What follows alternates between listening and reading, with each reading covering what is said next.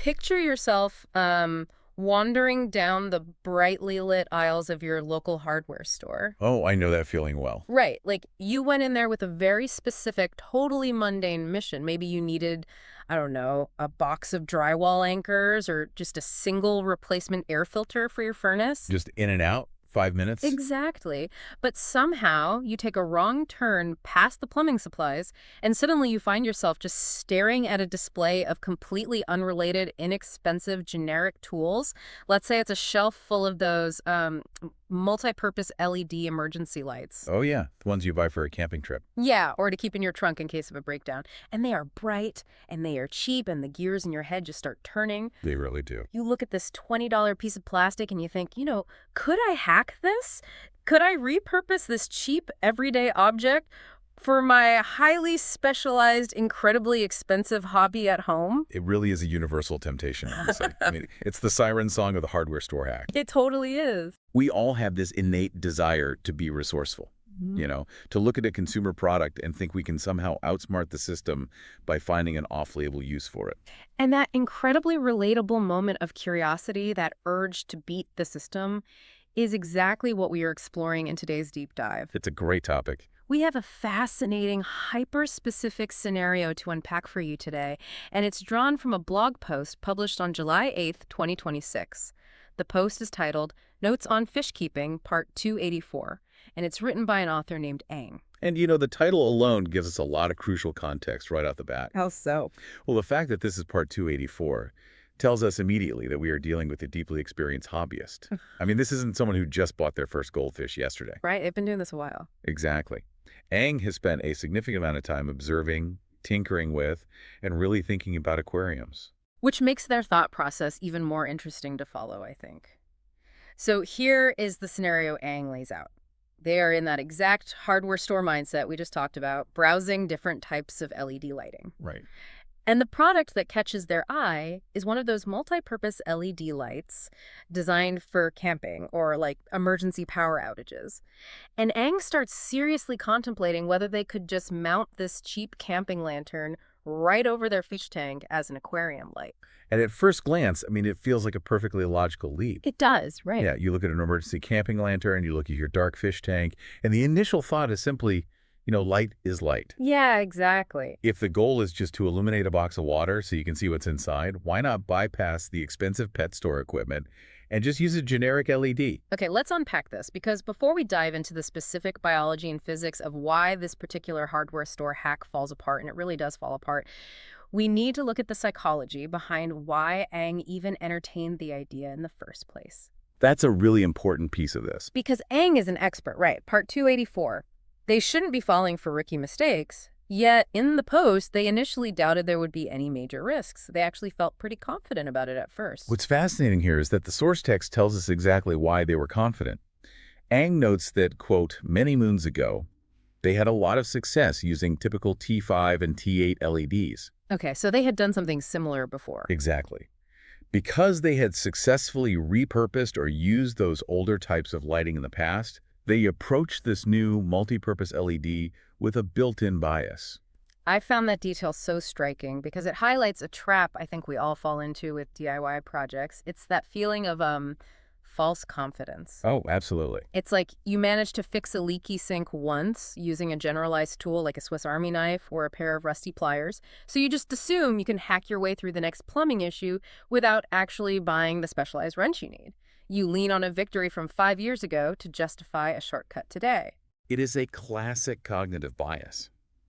Our past successes can sometimes be our biggest blind spots when we're evaluating new problems. Yeah, that makes sense. Ang explicitly points out that their past success with the older T5 and T8 LEDs made them doubt that a new multi-purpose LED would present any major issues. But they were inadvertently comparing two entirely different generations in really entirely different styles of technology. Wait, how so? I mean, aren't they both just LEDs at the end of the day? They are both LEDs, yeah, but the physical housing and the design intent are just miles apart. Okay. Ang specifically notes in the text that those older T5 and T8 LEDs they used were tightly sealed. They were likely enclosed in a way that protected the internal circuitry. Right, okay. But when Ang was staring at the multi-purpose emergency LED in the hardware store, they were looking at a fundamentally different piece of technology. one built for a dry tent, not a wet tank. But they were analyzing it using the mental framework of their old, tightly sealed lights. Ah, so they assumed the new thing would behave exactly like the old thing, and they completely overlooked the specific variables of the new technology. Precisely. It is just human nature to assume that if we conquered a seemingly similar problem in the past, the new problem will yield just as easily. We forget to check if the ground rules have changed. So Eng starts with this baseline of DIY optimism. But as they detail in the post, the fantasy of the cheap hardware store hack quickly collides with reality. It hits a wall pretty fast. Yeah, and the first major roadblock isn't even about the hardware failing. It's about a clash with the biological environment of the tank. The text states that the camping light uses an improper light spectrum, which ends up promoting algae growth instead of actually supporting the aquatic plants. Right. Now, I have to admit, when I read this part, I found myself wanting to push back a little bit. Really? What was your hesitation there? Well, I'm trying to put myself in the shoes of someone just looking at a fish tank in their living room, you know? If I take a bright camping lantern, I turn it on, and I shine it over the water, the tank lights up. I can see the fish clearly. The plants are bathed in this bright light. Doesn't a plant just need photons hitting its leaves to photosynthesize? You'd think so, right? Yeah, like, why would the plants struggle while the algae takes over? Isn't bright light just bright light? It is a totally fair assumption, and honestly, it's the exact reason these hardware store hacks are so tempting for people. To the human eye, bright light is just bright light. Right. But the source text makes a crucial distinction here. It specifically highlights the improper light spectrum.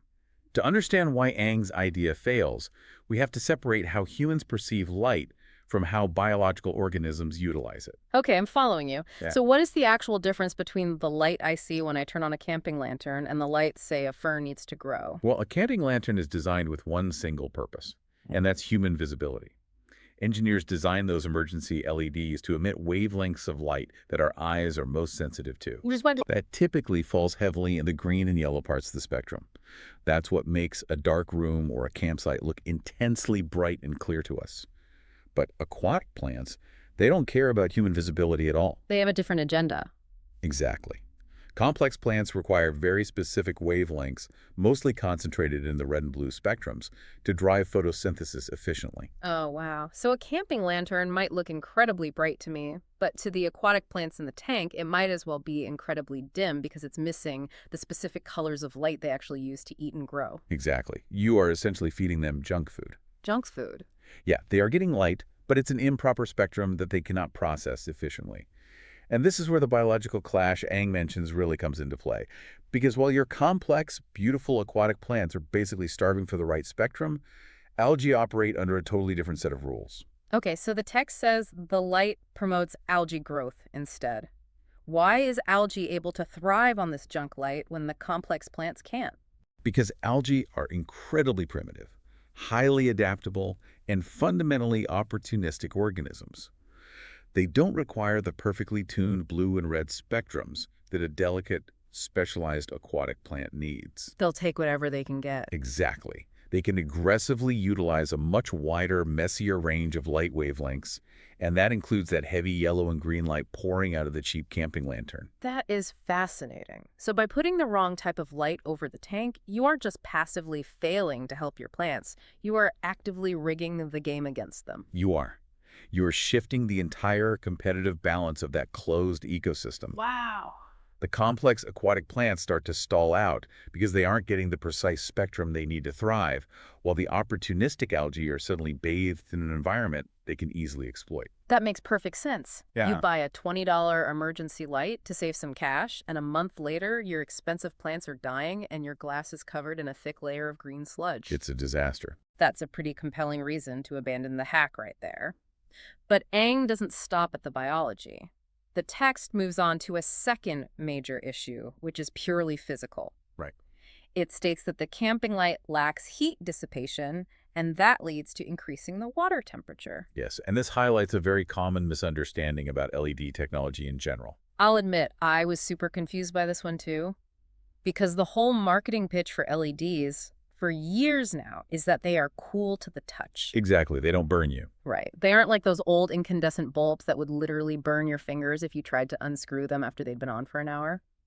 If LEDs run cool, how on earth is a camping light heating up a tank of water? It is a great question.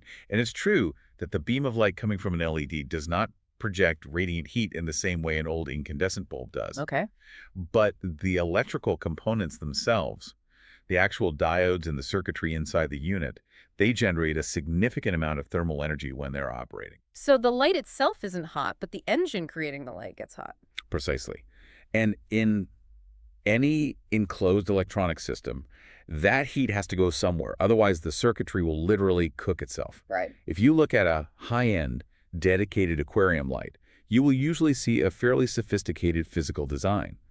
They're often built with aluminum housings or these metal fins along the top. Oh, yeah, I've seen those. Those are heat sinks. They are meticulously designed to draw the heat away from the diodes and radiate it upward, dispersing it into the air of the room, far away from the water. Ah, I see where this is going. A $20 plastic camping lantern doesn't have an aluminum heat sink. Not at all.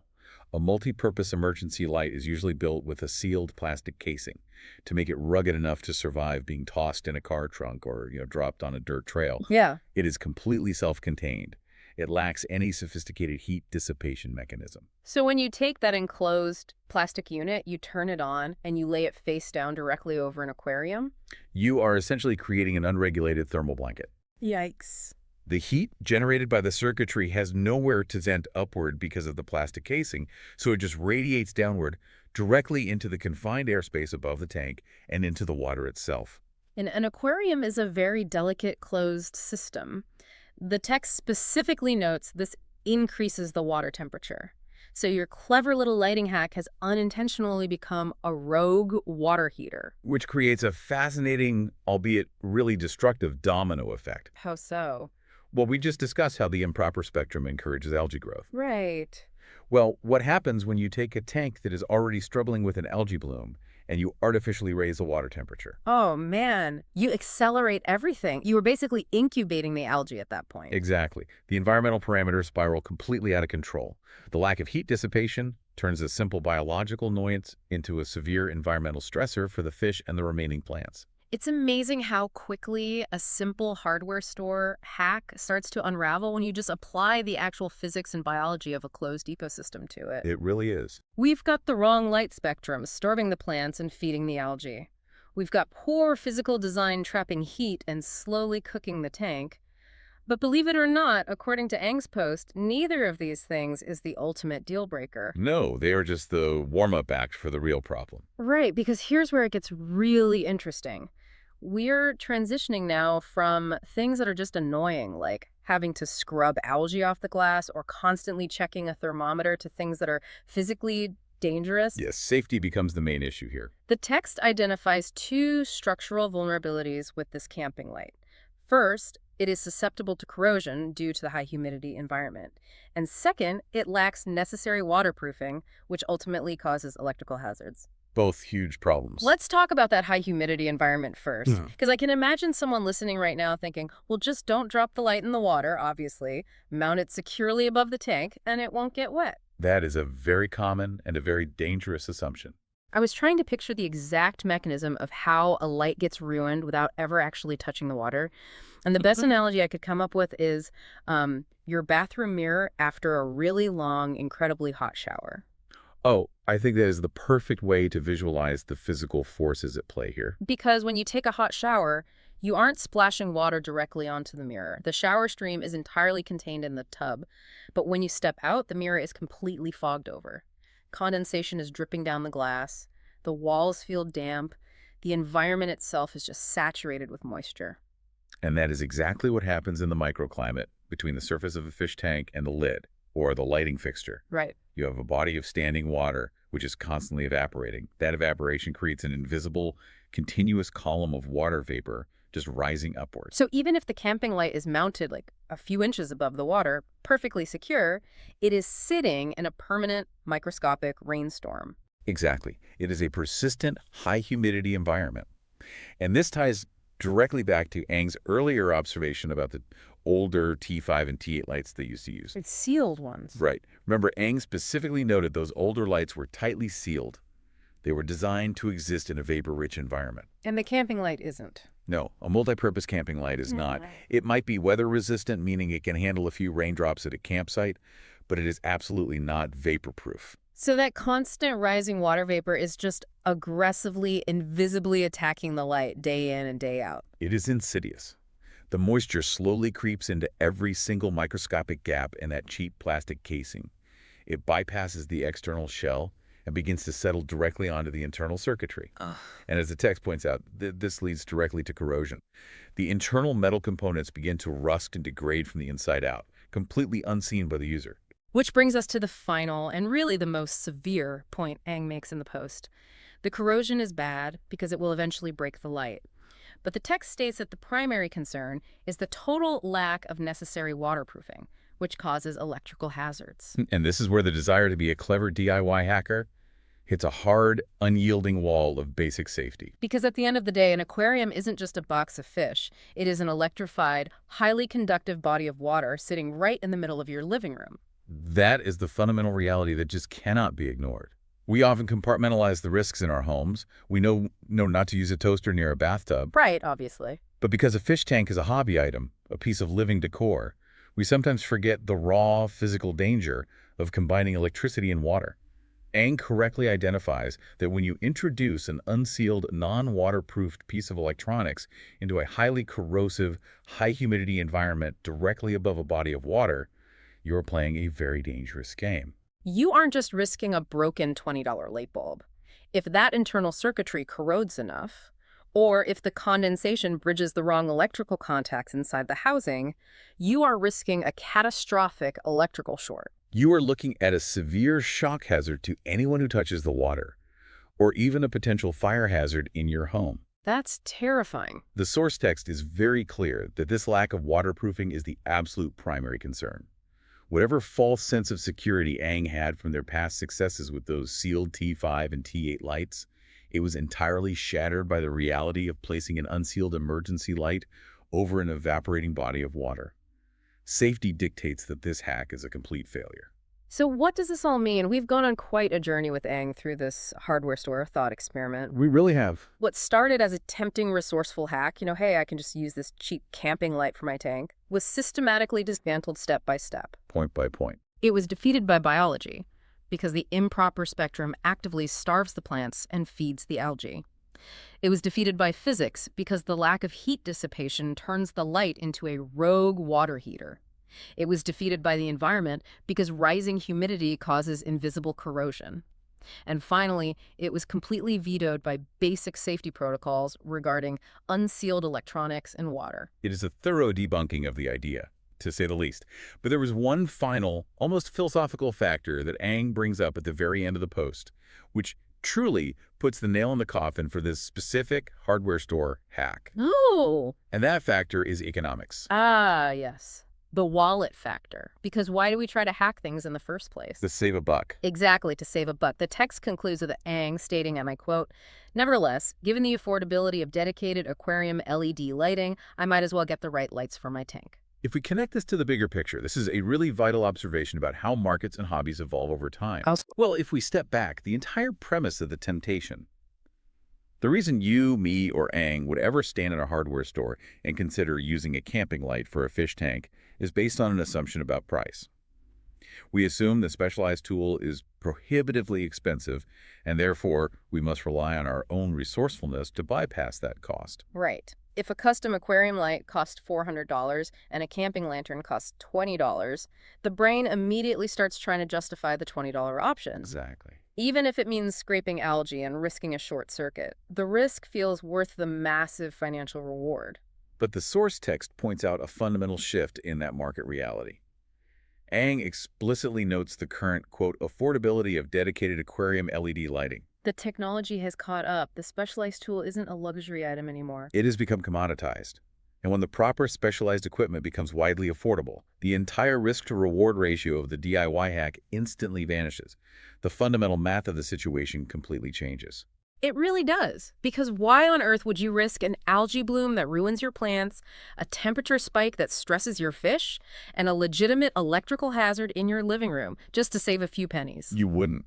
When the purpose-built tool, the one with the proper red and blue spectrums, the aluminum heat sinks, and the sealed waterproof housing is sitting right there on the shelf for a reasonable price, the hack is no longer clever. It's just stubborn.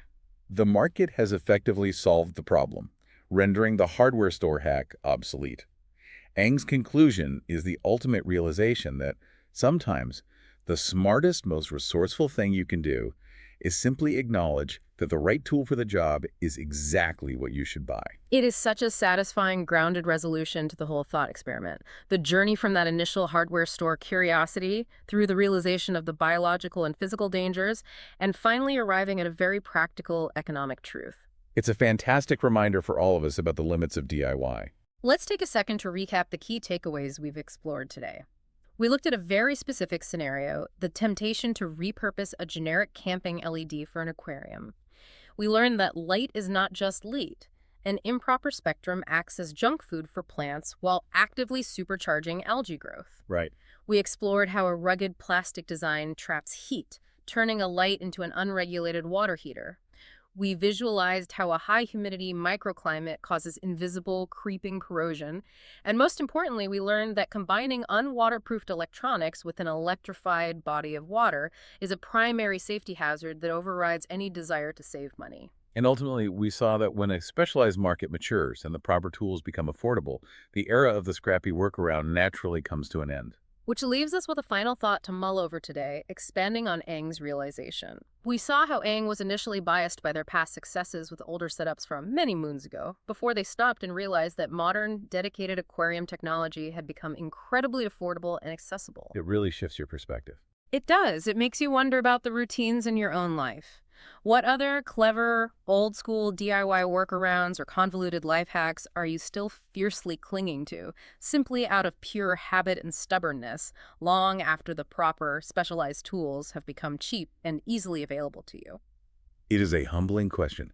How often are we out there fighting a complex battle that the market has actually already solved for us, if we just bothered to look? Definitely something to ponder the next time you find yourself wandering the aisles of your local hardware store trying to reinvent the wheel. Thank you so much for joining us on this deep dive. We absolutely love unpacking these hyper-specific, surprising corners of the world with you and figuring out the why behind it all. Stay curious, and we will catch you on the next one.